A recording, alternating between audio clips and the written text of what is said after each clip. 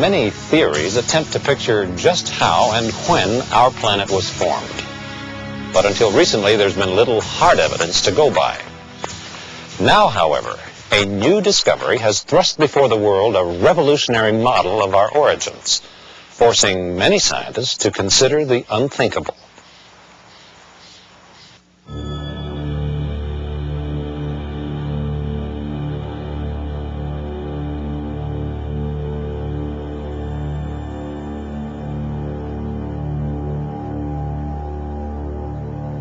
The startling new evidence is found deep beneath the Earth, below layers of sedimentary rock down in its primordial stones, the granites. There, tiny bits of radioactive matter have formed what scientists call radiohalos. They've left telltale traces, creating a discolored sphere around them. Scientists can identify precisely what kind of material caused these radiohalos by measuring their sizes.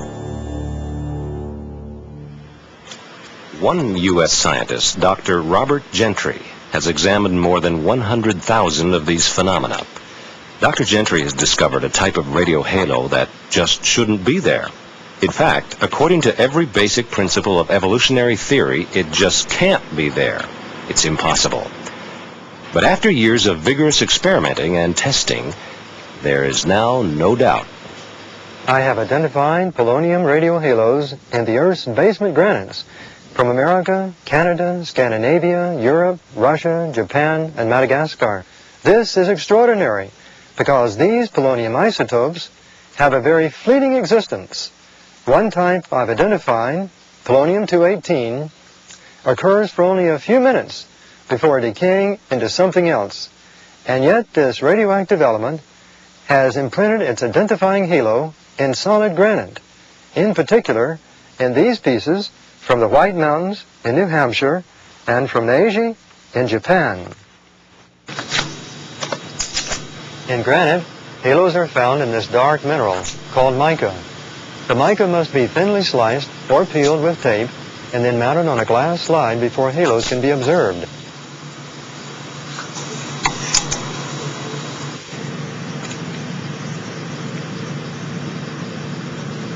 Animation helps us to understand the origin of the three-ring polonium-218 halo now seen under the microscope.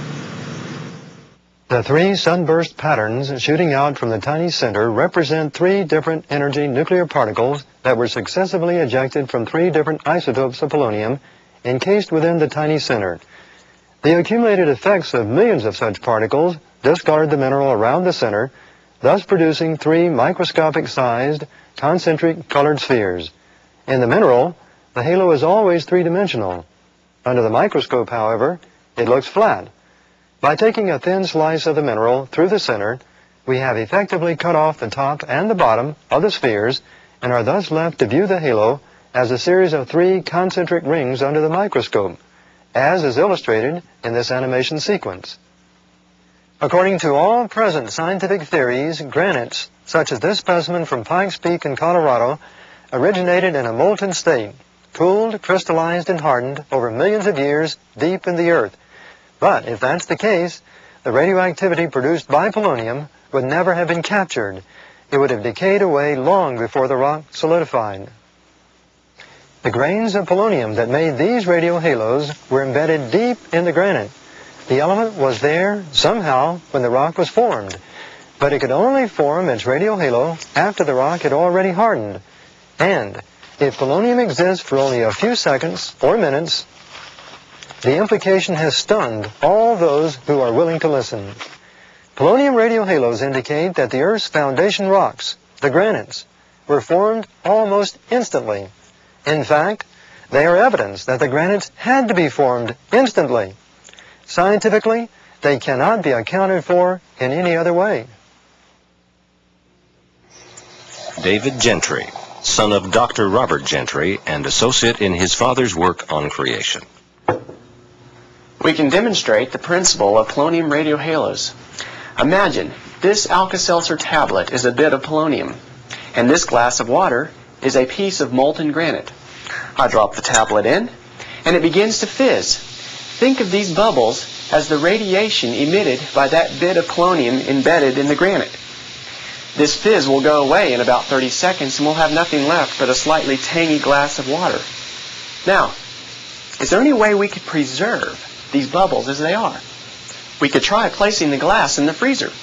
The water, of course, would solidify after a while. That's something similar to what evolutionary theory suggests, that molten rock slowly cools to form granite. But as you've already guessed, freezing this glass of Alka-Seltzer wouldn't do any good. The bubbles will have gone long before the water turns to ice. And that's exactly what would have happened to polonium radiation if the granite had slowly cooled.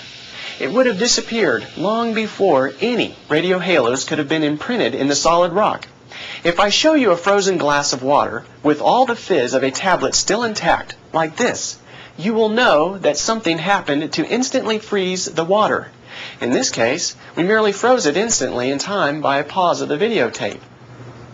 Likewise, if we look at a radio halo demonstrated unmistakably to have been produced by a certain kind of polonium, we can know that the granite around it had to be formed instantly.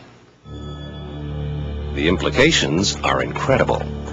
If Dr. Robert Gentry is correct, all the evolutionary assumptions about the Earth forming over millions or billions of years are wrong, and the account in Genesis of the creation of the Earth is substantiated. But is Dr. Gentry right? Is he just some maverick scientist conducting his work in virtual isolation? If his experimental results were brought to the light, would other scientists be able to quickly discredit them? As a matter of fact, Dr. Gentry conducted most of his research on radio halos at the Oak Ridge National Laboratories in Tennessee. His findings have been published in many of the world's leading scientific journals: Science, Nature, Geophysical Research Letters, Earth and Planetary Science Letters, Physical Review Letters, Annual Reviews of Nuclear Science. Papers appearing in these journals are subject to peer review. That is, other scientists in the same field carefully examine the evidence presented and the experimentation used to see if there are any flaws in the data. So far, it seems no one has been able to contradict Dr. Gentry's findings. No one has been able to find a hole in his case. In December of 1981, Dr. Robert Gentry was called to testify at an Arkansas trial in which the American Civil Liberties Union attempted to prevent the teaching of creation science in that state's public schools. He presented his findings regarding polonium radiohalos as evidence of an instantaneous creation of the granites. The ACLU brought one of the world's foremost geologists, Dr. Brent Dalrymple, to testify for evolution. But on the witness stand, no scientific evidence was offered to challenge this discovery for creation. Instead, it was referred to as, quote, just a tiny mystery that we can't quite explain. With that background, let's step back and get a bigger picture in order to place this revolutionary discovery in perspective. In particular, how does it impact on the age of the Earth? All attempts to determine the age of the Earth are based on radioactive decay. Heavy elements like polonium and uranium are unstable. Their atoms tend to break down or decay by ejecting alpha particles. Over a period of time, unstable atoms decay through a chain of steps into an entirely different, stable atom. Unstable uranium, for example, eventually becomes a type of lead. Scientists have observed that radioactive elements decay in the present at incredibly constant rates. They can predict exactly when an element would pass through each of various stages in the decay chain if present rates persist. Geologists have thought that they could use decay rates to tell geologic time, the age of the rocks. They study rocks that contain samples of radioactive elements. By using complex scientific equipment, they examine traces of uranium in granite, for example, and figure out precisely how much of the uranium has decayed into lead in the rock. Then, based on present rates of decay, they figure back to the time when that uranium first began to decay. That, they reason, should be the rock's starting point. A piece of granite rock has been loaded into this instrument. It is called an ion microprobe mass spectrometer. It measures the ratio of uranium to lead in a certain sample. By figuring from present decay processes backward, conventional Earth age theories tell us that this rock in the machine is 1 billion years old. The question is, Are these theories correct? All dating techniques work on the same principle. Present rates of radioactive decay, which are constant, are used to compute what scientists think must have happened in the distant past. This involves an assumption. There is nothing debatable about the present decay rates of various unstable elements. These have been established by observation and measurement as scientific facts. And the ratio of uranium to lead in various granite samples is not in question. But what has not been a matter of observation and measurement is what happened in the distant past. That is until Dr. Gentry's discovery, as we shall see. All conventional methods of determining the age of the Earth are based on an enormous assumption. What is happening now is exactly what happened at every point from the beginning of time to the present. This is known as the uniformitarian principle, which says natural law can explain everything, and no miracles by God have ever occurred. Another illustration will help us understand how this relates to the age of the Earth. Imagine that this dripping faucet represents the present rate of uranium decaying to lead, and this bucket, partially filled with water, represents the lead accumulated in the granite rocks we dig up in the Earth's crust. Now we can measure precisely how many drops fall per second, and we can measure precisely how much water is in the bucket. In this way, we can figure out how long the faucet has been dripping. That's all well and good, but what if, at some point, this dripping had become a steady stream, even temporarily? You see, even if we know present rates of decay precisely, and present ratios of uranium to lead in granites precisely, these facts don't tell us anything about the time the rock was formed unless uranium decay has been perfectly constant. What the polonium radiohalos demonstrate clearly is this.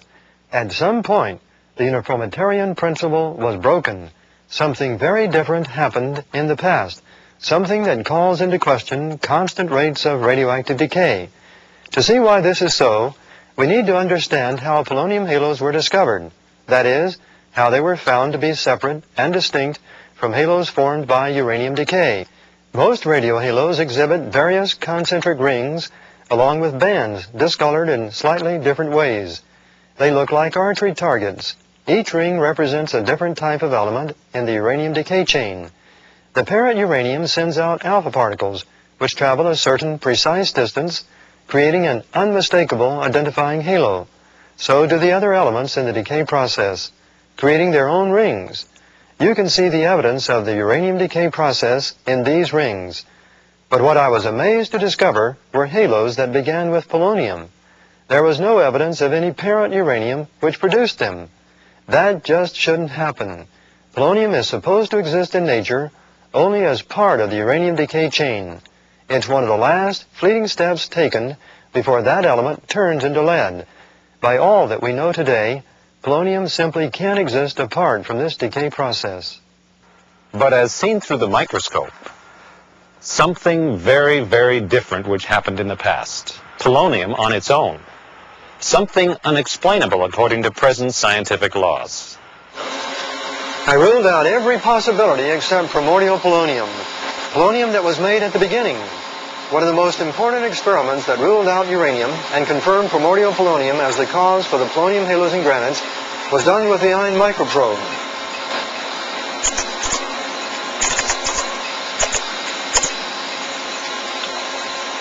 The ion microprobe uses a thin beam of ions to probe or analyze tiny microscopic specks of matter.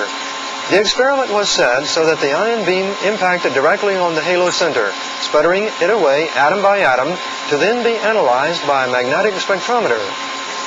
A significant number of halos of the element polonium-218 were analyzed using the ion microprobe. The results were positive and unequivocal.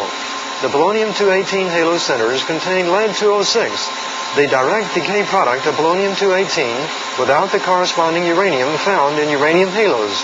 These results confirm that polonium halos in granites originated with primordial polonium. These halos not only indicate that the granites in which they are found were formed almost instantly, they also indicate that the process involved was significantly different from what we observe in the present. This brings us to the far-reaching implications of Dr. Gentry's discoveries. If radioactive decay rates have not been constant, then conventional methods of calculating the age of the Earth are meaningless. They simply don't work. The polonium radiohalos offer proof that a different process was in operation when these granites were formed. This is clear evidence that invalidates the uniformitarian principle. Natural law cannot explain everything, such as polonium halos, and miracles by God have occurred, such as instant granite creation. The uniformitarian principle was the glue that held the entire theory of evolution together. Dr. Gentry's discovery dissolves that glue. The hard evidence of the polonium radiohalos flatly contradicts the uniformitarian principle and thus poses a threat to the entire evolutionary framework that scientists have invested in so heavily for a century and a half. To put it bluntly, polonium radiohalos and the uniformitarian principle cannot both exist in the same universe. It's got to be one or the other. So what has been the reaction of the scientific community to this evidence? The first reaction of many scientists who've spent their lives building on the framework of evolution is to try to dismiss the evidence of the radiohalos. Typically, they viewed it as the tiny mystery which must be weighed against all the other evidence for evolution and for a constant rate of radioactive decay. Dr. Bruce Holman, professor of chemistry at Wisconsin Lutheran College. Any scenario for the formation of the Earth has to explain how the polonium halos were formed in the granites. Now, if you think the Earth was cooling over millions of years, there's a contradiction no matter how you look at it. But it can be easily explained if you think the Earth was created by God in the way the Bible describes. You know, Robert Gentry has published work over many years in the scientific literature and on many subjects.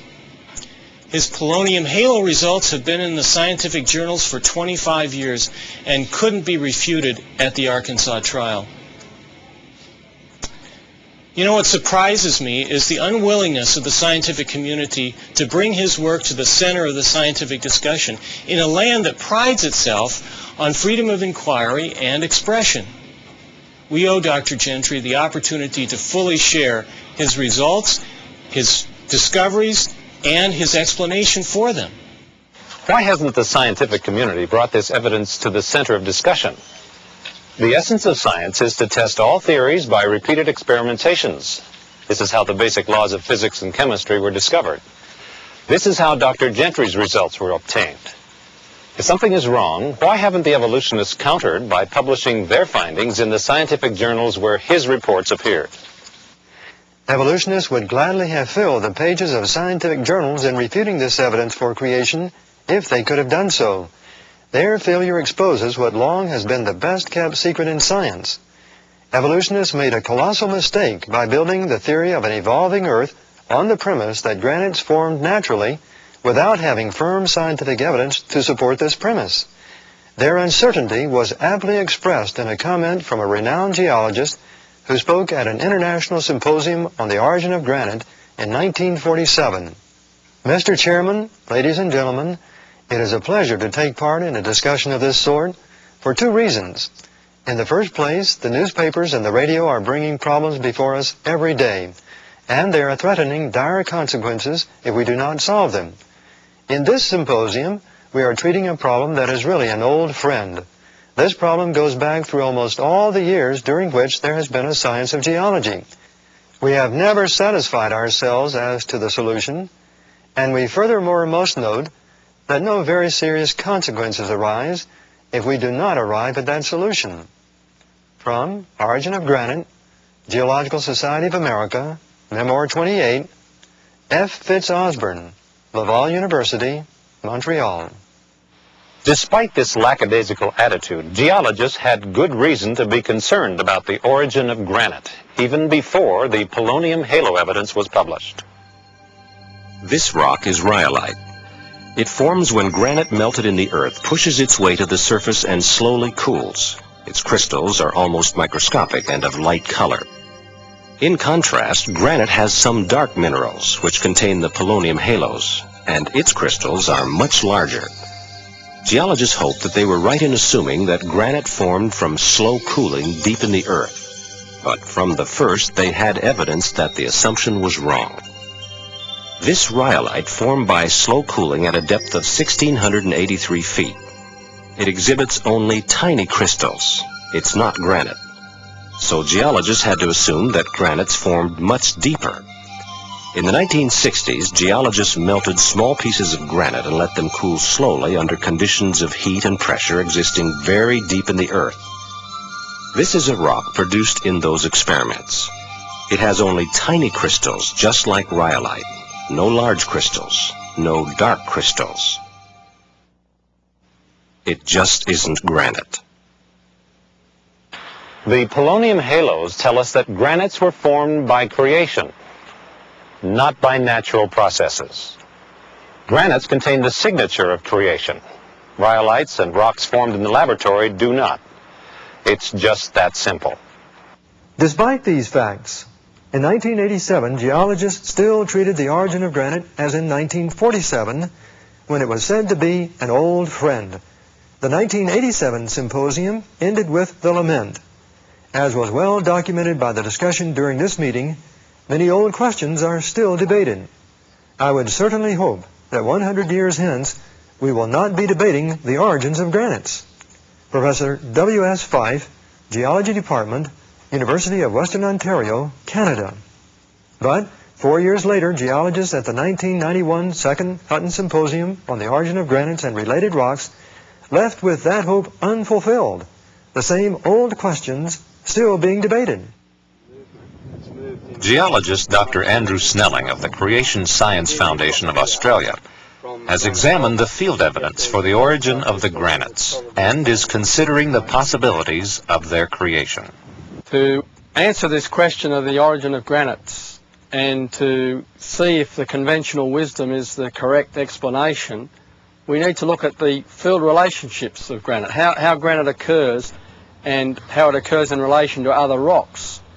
And here, for example, in Southern California, in the ranges where these granites are exposed to view over hundreds of square miles, we see some rather odd and strange relationships that conventional wisdom doesn't seem to be able to explain. For example, we see, as here on this rock, we can see dark, as it were, blocks and patches that are clearly delineated. They're sharply visible against the normal granite.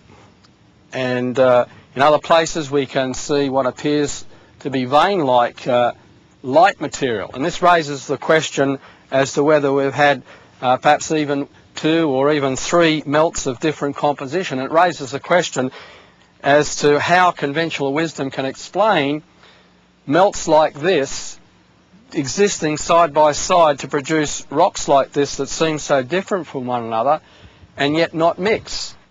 This leads us then to ask the question, is there another possible explanation for the origin of these rocks, these granites? I believe there is another explanation. You see, when we look at these and see these relationships as we've discussed here, we have to ask ourselves this question, could these rocks in fact form quickly, suddenly? After all, there's been no time for mixing. There's been probably no heat involved because otherwise the heat would have allowed the mixing to occur. That brings to my mind the possibility of what the Bible speaks of, that God created rocks at the beginning. Could these rocks be rocks that God created?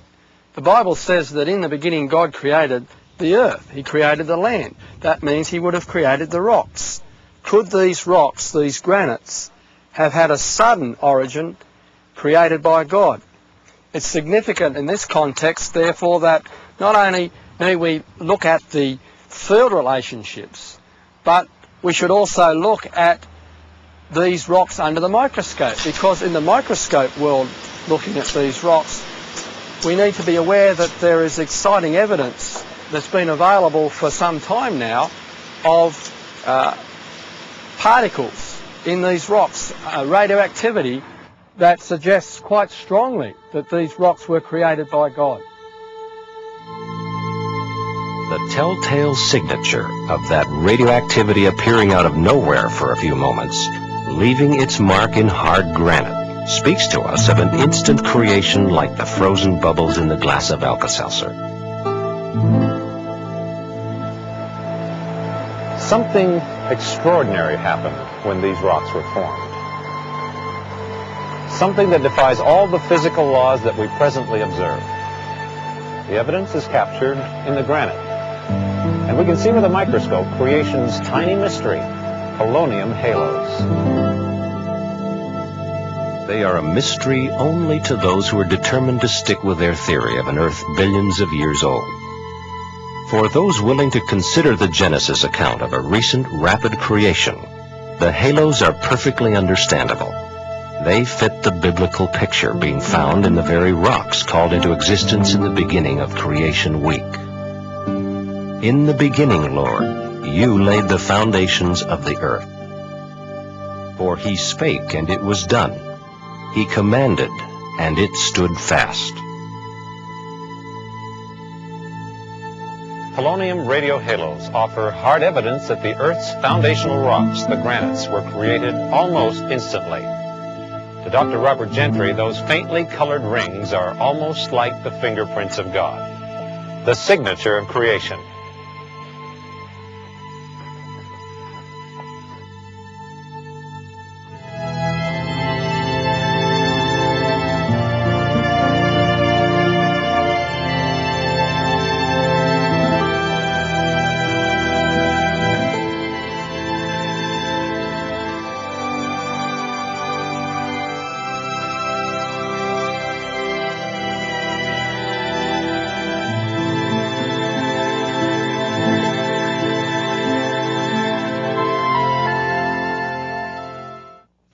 To order this fascinating video, call now 1-800-467-6380. That's 1-800-467-6380.